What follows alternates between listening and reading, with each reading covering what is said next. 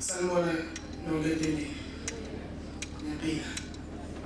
Ngibingelela umndeni wakwamvelasi nokukhethekile.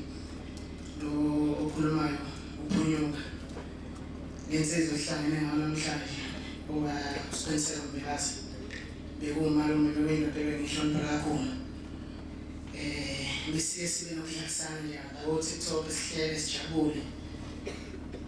Wayesithi Phunyuka mfowethu namhlanje ngidinga ukuhlala nawe live kwakulesine ngathi mina ayibumalume anginayo idatha wathi ngena Phunyuka ngifuna ukukhuluma nawe.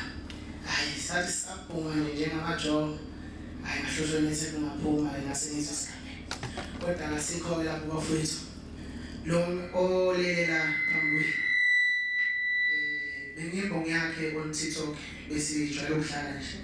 Nangithi mangibusho ukuthi Tata Mvelasi okay. Kodwa usigathika sendaweni kule basidle beshiyana kule kwamaphulo. Uthixo zamhlaba samhlekisa ngo TikTok.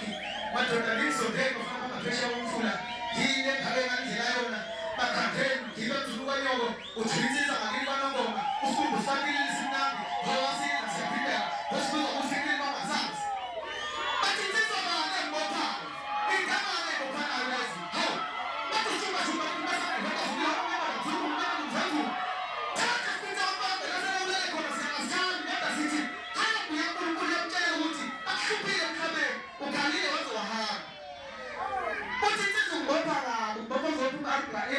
Friday, uyamsaba yena vele ukulungile bawubophana. Bathi thatha bhakazile video post on TikTok post on Facebook. Uthi ayini indawo sejele. Jele ingela nethele ngaba. Thina ngithi bisema sofela seyitshela. Mabhayisa seyipronesono. Uchayela le ngela singenaqala. Yabonga bafowethu bekuphila kwamphela